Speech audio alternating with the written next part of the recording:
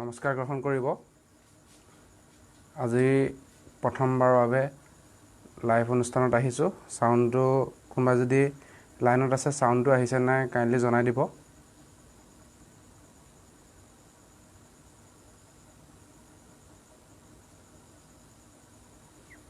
কোনোবা বন্ধু যদি অনলাইনত আছে, সাউণ্ডটো গৈছে নাই কাইণ্ডলি জনাই দিব।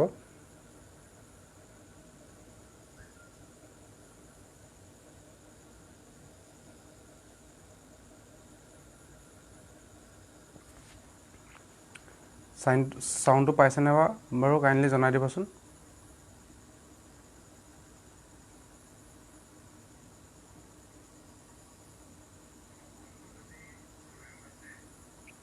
ধন্যবাদ।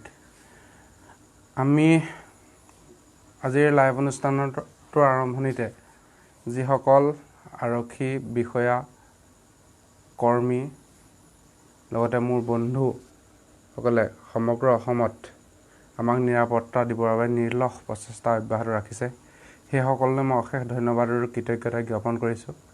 আজি কেইটামান বিষয় লৈ আপোনালোকৰ মাজলৈ আহিছোঁ। সমগ্ৰ আছাম পুলিচ ৰিক্ৰুইটমেণ্ট বিষয়টোৰ সন্দৰ্ভত, লগতে সচৰাচৰ যিসকল বন্ধু, ভাইটি ঘোচ দিয়া প্ৰক্ৰিয়াত বিলীন হ'বলৈ গৈ সমগ্ৰ ইণ্টাৰভিউটোতে নাৰ্ভাছ ফিল কৰে, লগতে যিসকল ভাইটিয়ে মোক সুধি থাকে যে আছাম পুলিচৰ কি কিতাপ পঢ়িব লাগিব, কেনেকুৱা ধৰণৰ প্ৰশ্ন আহিব, সেইসকলৰ অনুৰোধ মৰ্মে আজি মই লাইভ অনুষ্ঠানলৈ আহিছোঁ। আৰু মোৰ বহুতো ভাইটি, দাদা ৰাজপথত ইণ্টাৰভিউৰ কাৰণে সদায় নিৰ্লস প্ৰচেষ্টা অব্যাহত ৰাখিছে, কিন্তু সেইসকলক সচৰাচৰ কিছুমান ব্যক্তিয়ে প্ৰলোভন বা প্ৰবঞ্চনাৰ কথাৰে তেওঁলোকক সেই গোটেই প্ৰক্ৰিয়াটোৰ যি উদ্যম, সেই উদ্যমতাখিনি ম্লান কৰি দিয়া পৰিলক্ষিত হয়। তাৰ সন্দৰ্ভত মই নিজৰ অভিজ্ঞতাৰে দুটামান কথা ক'ম। নমস্কাৰ, মোৰ নাম শ্ৰী ৰঞ্জন দাস। মই মোৰ কৰ্ম জীৱন প্ৰথম মই একাদশ অসম আৰক্ষী বাহিনীত মই আগবঢ়াইছিলোঁ। তাৰ পৰৱৰ্তী সময়ত মই একাদশ অসম আৰক্ষী বাহিনীত ৰিজাইন দি মই শিক্ষকতাৰ দৰে এটা পবিত্ৰ পদত অধিষ্ঠিত হৈছিলোঁ।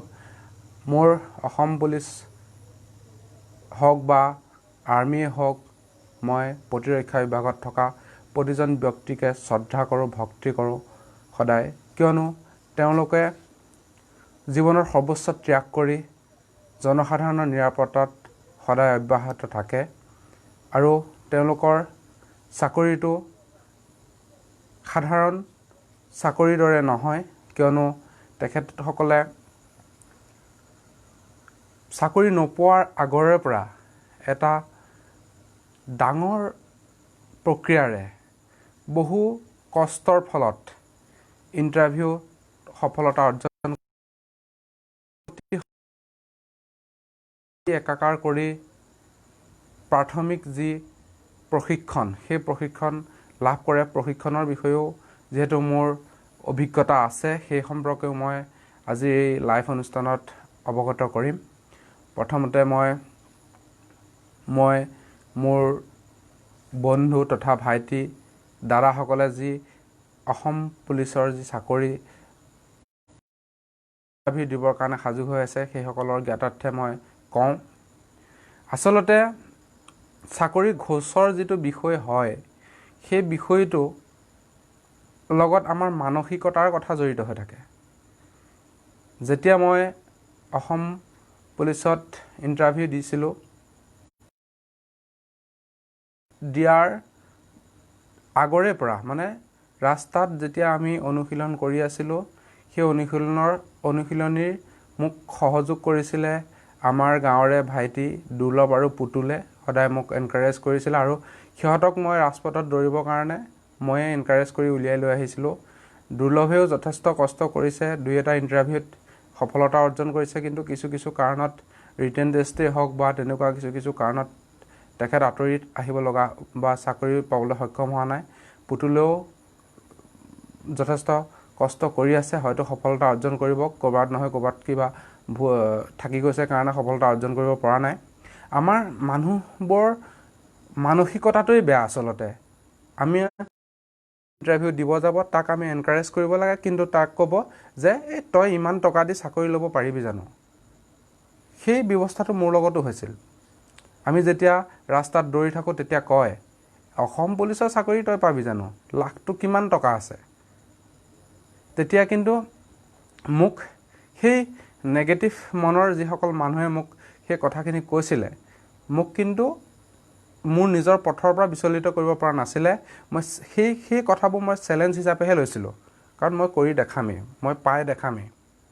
আৰু তাৰ ফলশ্ৰুতিত মই উদাহৰণ আছিলোঁ। আমাৰ বুঢ়াখানচা গাঁৱৰ পৰা প্ৰথমজন অসম বেটেলিয়ানত চাকৰি কৰা প্ৰথমজন ব্যক্তি মই।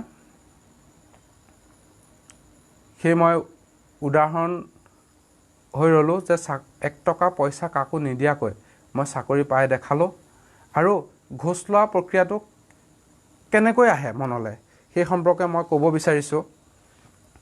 প্ৰথম কথা হ'ল, আমি যে ইণ্টাৰভিউ দিওঁ, আৰু মই এইখিনিতে এটা কথা মানে নক'লে দোষ থাকি যাব। মই আছাম পুলিচৰ ইণ্টাৰভিউ দিবলৈ গৈ মই প্ৰভাত দাই চাই আছে মোৰ ভিডিঅ'টো।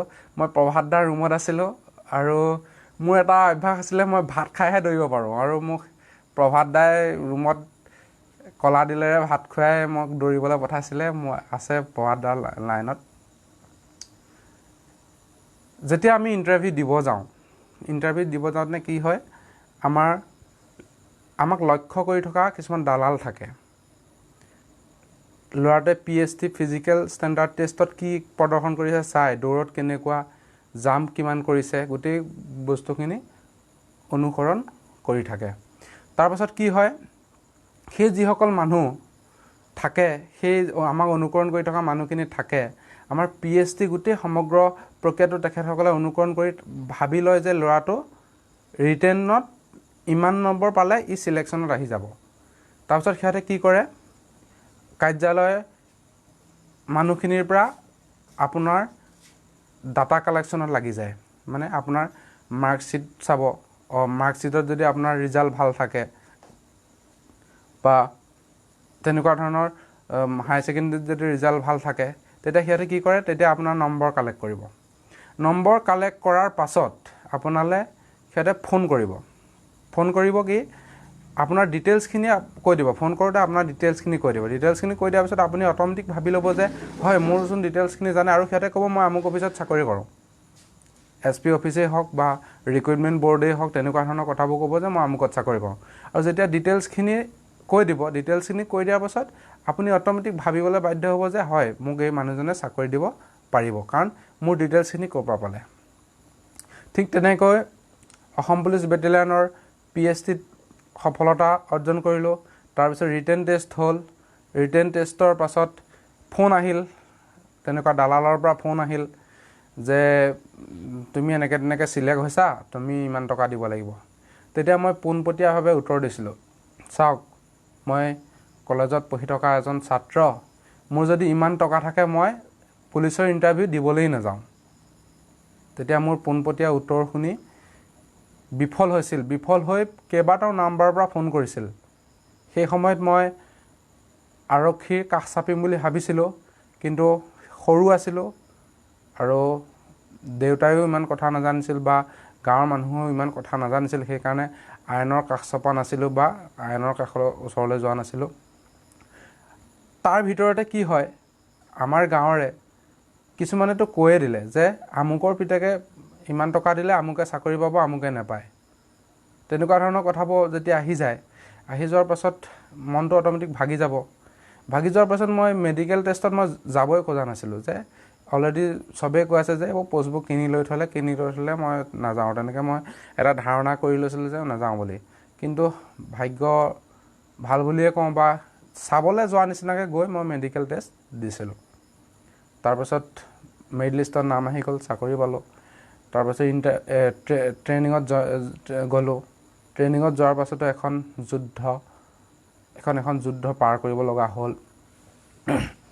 আচলতে যদি আপুনি বা তুমি যদি প্ৰকৃততে দৌৰিবই নোৱাৰা, প্ৰকৃততে যদি পুছ-আপ মাৰিবই নোৱাৰা, চিট-আপ মাৰিবই নোৱাৰা, ফ্ৰণ্ট ৰোল মাৰিবই নোৱাৰা, তুমি সেই চাকৰিটো পইচা দি ল'বলৈ চেষ্টা নকৰাই ভাল।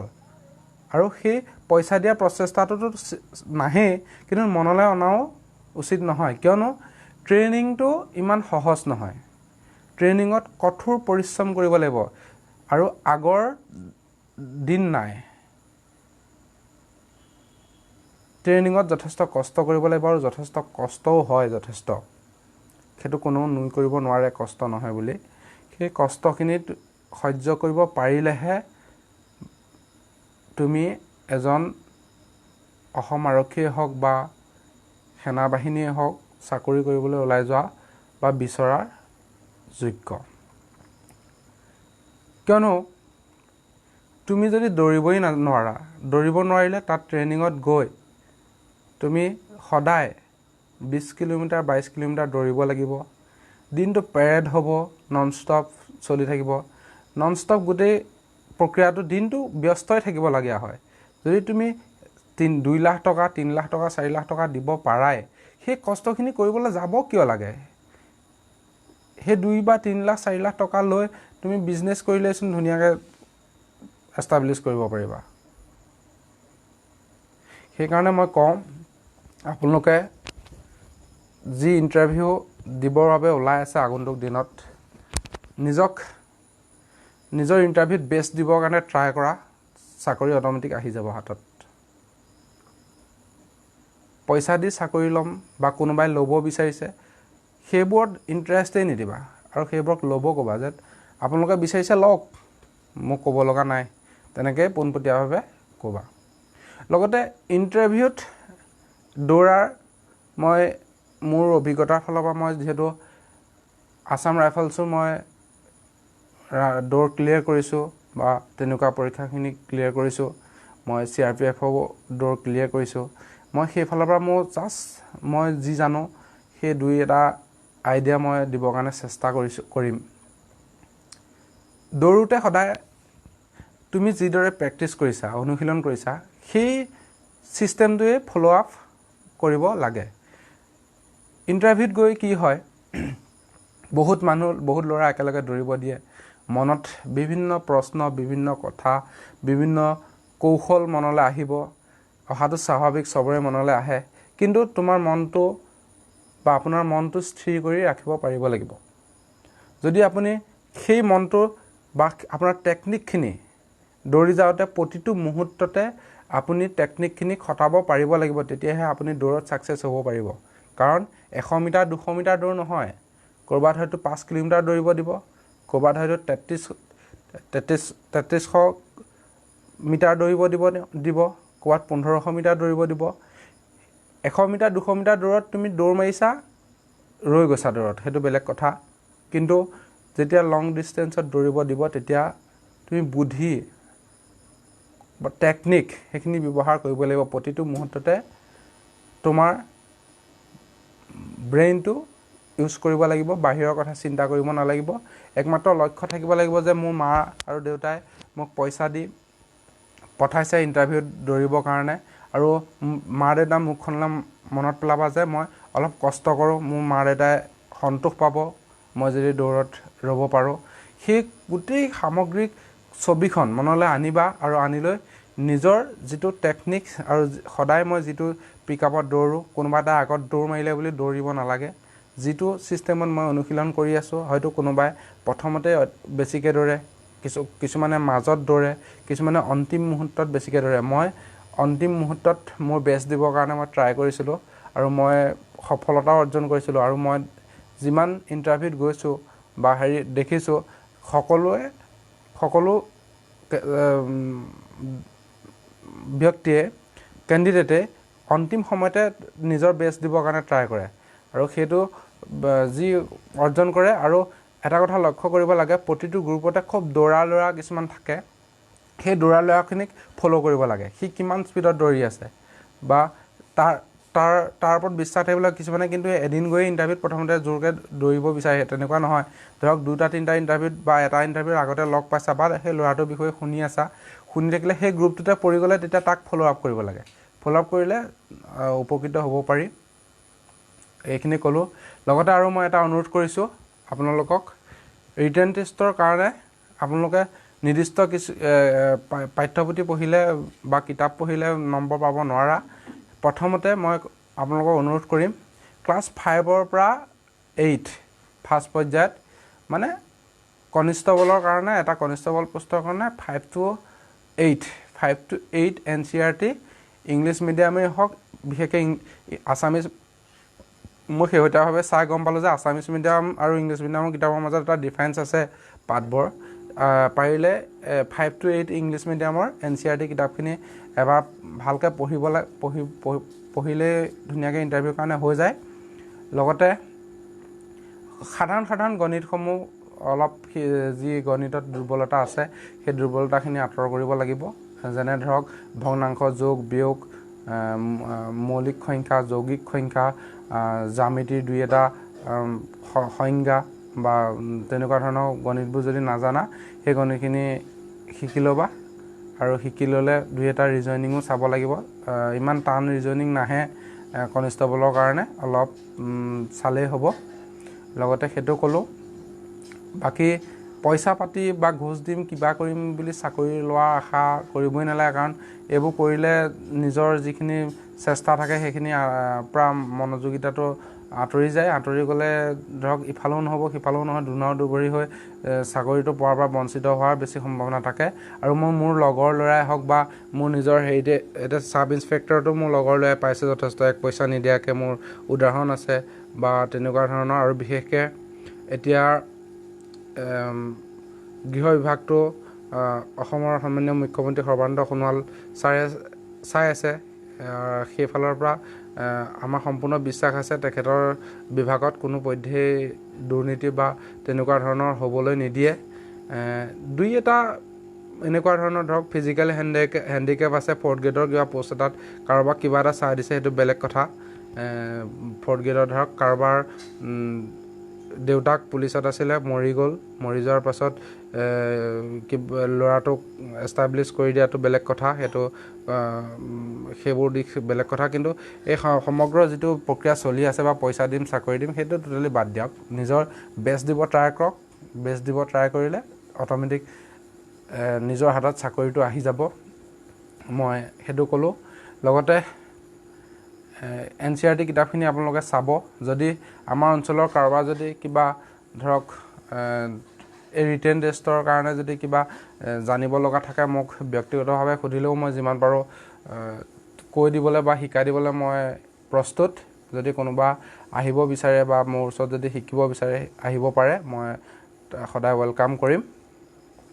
লগতে কিছুমানে সুধি থাকে ট্ৰেইনিঙত কি কৰে, এনেই ক'বলৈ বেয়া ভিতৰচোৱা কথা, যিহেতু কিছুমান চিক্ৰেট কথা থাকে। তথাপিও এটা কথা মনত ৰাখিবা, তোমালোক এনেদৰে প্ৰস্তুত হোৱা যাতে মই চাকৰিটো পোৱাৰ পাছত ট্ৰেইনিং পিৰিয়ডত কণ্টিনিউ কাম কৰিব লাগিব আৰু মানে জনসাধাৰণৰ হিতৰ বাবে মই কাম কৰিব লাগিব। আৰু বৰ্তমান সময়ত অসম পুলিচৰ সম্পূৰ্ণ প্ৰতিচ্ছবিটোৱে চেঞ্জ হৈ গৈছে। আগতে আমাৰ সৰুতে যি ধাৰণা আছিল অসম পুলিচৰ বিষয়ে, কিছুমানেতো থানাত যাবলৈ ভয় কৰে। আজিকালিতো থানা ইমান ধুনীয়া কৰিছে আৰু ব্যৱহাৰ ইমান ভাল থানাত, খুব ভাল লাগে। আজি উদাহৰণস্বৰূপে আজি মই কালি হৈ যোৱা এক্সিডেণ্টৰ সন্দৰ্ভত মই আজি এখন FIR দিবলৈ গৈছিলোঁ।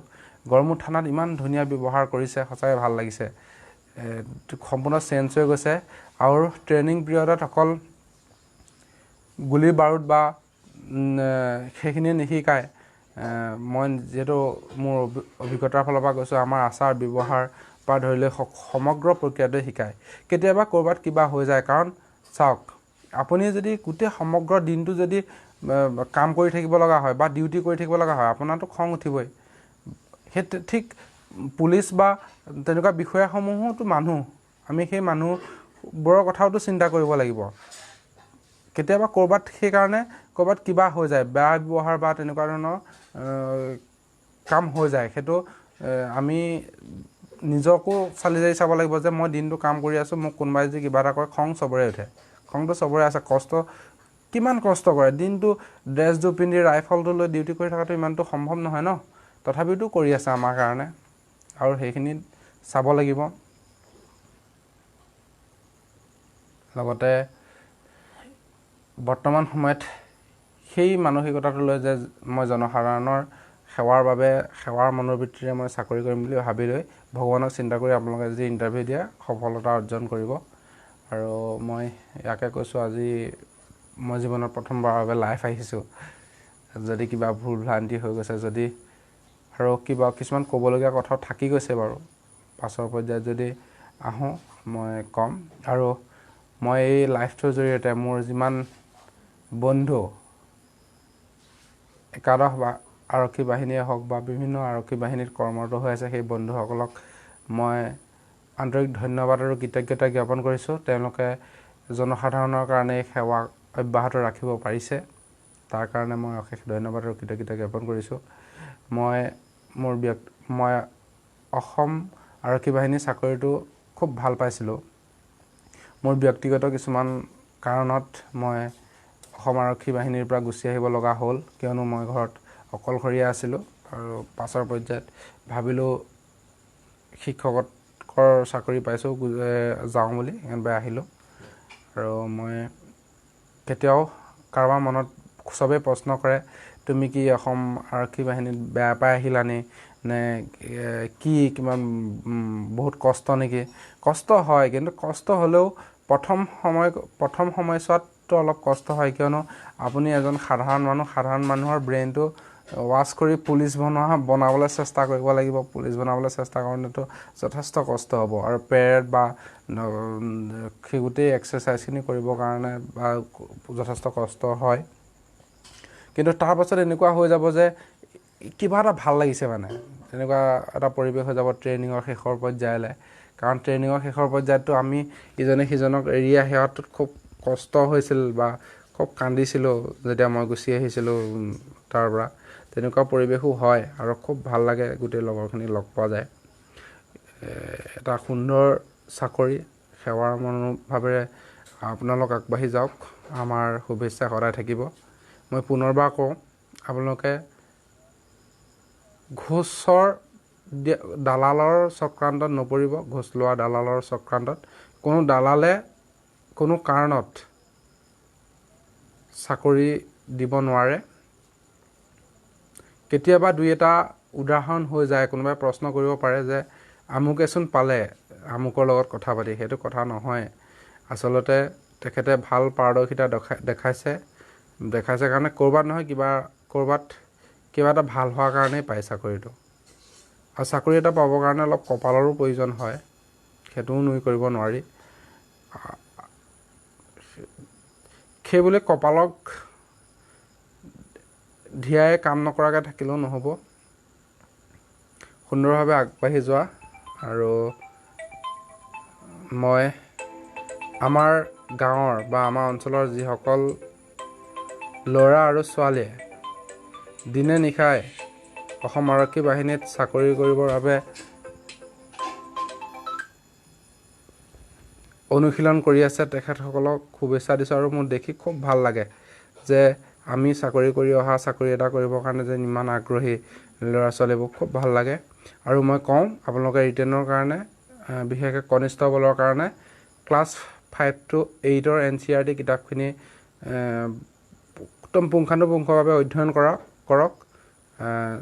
পাছৰ পৰ্যায়ত ক'ব যে মোৰ যদি আপোনালোকে পুংখানুপুংখভাৱে অধ্যয়ন কৰে, তেতিয়া নিশ্চয় মানে ৰিটেন ভাল হ'ব। আৰু লগতে কওঁ, সেই কিতাপসমূহ পাবলৈ বহুত সহজ।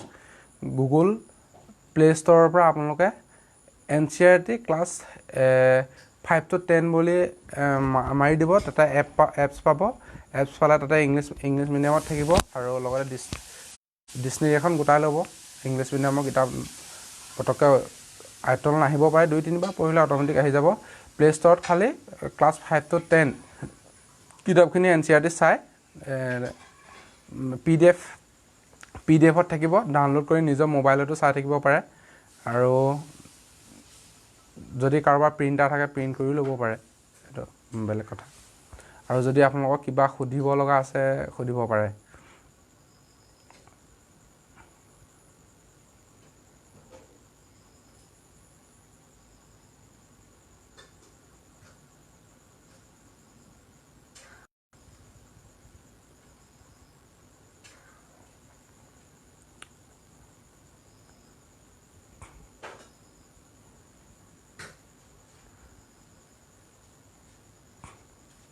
মেছেঞ্জাৰত নহয়, লাইভত কমেণ্ট কৰক, তেতিয়া মই চাব পাৰিম। যদি কাৰোবাক সুধিব লগা আছে সুধিব পাৰিব।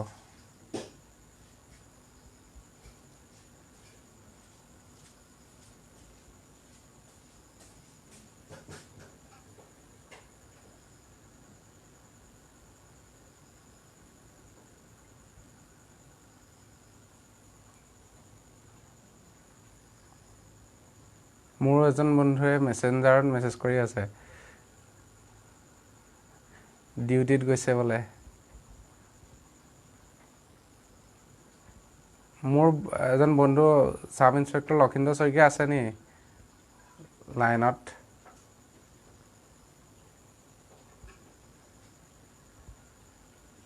আজি হেমো অহা নাই।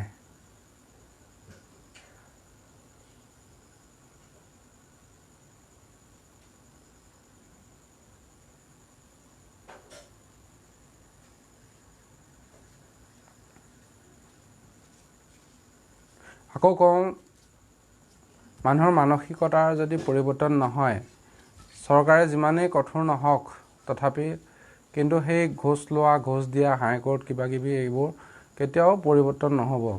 মানসিকতাটো পৰিৱৰ্তন কৰিব লাগিব।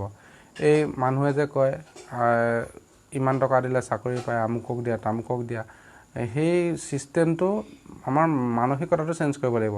যদি আমি কাকো পইচা নিদিওঁ, কোনো যদি পইচা নিদিওঁ, তেতিয়া পইচা কথা ক'ৰ পৰা আহিব? আৰু এনেকুৱাও হয়, মানুহে সদায় আশাত মৰে ন।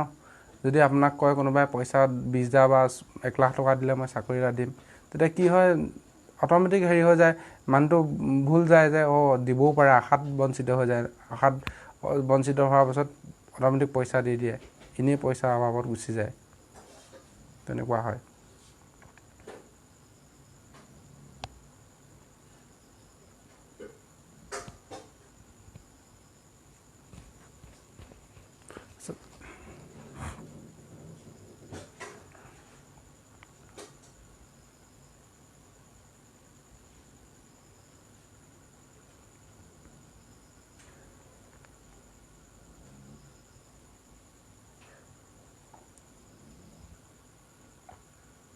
বাকী যিমানে চাই আছে সিমানে ইণ্টাৰভিউ দিব লগা মোৰ বন্ধুত্বৰ তালিকাত কেইজনমানহে আছে বাৰু।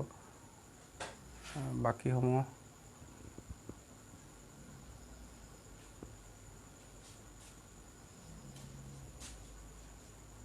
পদ্মদা আহিছে। পদ্মদা ডিউটিত আছে নেকি?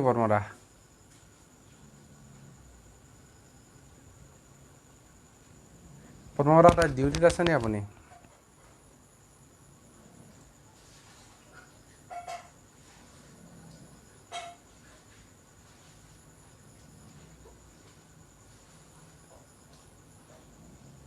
ঠিক আছে, ইণ্টাৰভিউ দিব লগা যিসকল বন্ধু সেইসকল লাইনত অহা নাই, 2-এজন আছিল, 2-এজনে প্ৰশ্ন কৰি আছিলে।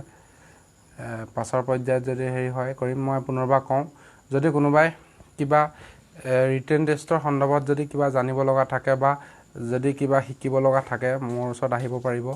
মই যিমান পাৰোঁ সিমান শিকাবলৈ মই যত্ন কৰিম। আৰু লগতে আপোনালোকে সেই ঘোষ দিয়াৰ প্ৰৱণতাটোৰ পৰা আঁতৰত থাকক। মই মোৰ একাদশ অসম আৰক্ষী বাহিনীৰ সমূহ বন্ধুলৈ পুনৰবাৰ মই আন্তৰিক ধন্যবাদ আৰু কৃতজ্ঞতা জ্ঞাপন কৰিছোঁ। তোমালোকক লৈ মই সদায় গৌৰৱান্বিত, কিয়নো তোমালোকে অসমৰ বিভিন্ন প্ৰান্তত অসমৰ জনসাধাৰণৰ কাৰণে যি নিৰ্লস প্ৰচেষ্টাৰে নিজৰ নৈমিত্তিক ডিউটি কৰি আছা, তাৰ বাবে মই অশেষ ধন্যবাদ আৰু কৃতজ্ঞতা জ্ঞাপন কৰি আজি লাইভটোৰ পৰা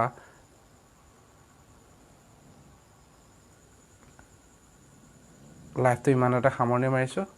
ধন্যবাদ। যদি কিবা ভুল হয় ক্ষমা কৰিব আৰু ইয়াকে ক'লোঁ। ধন্যবাদ।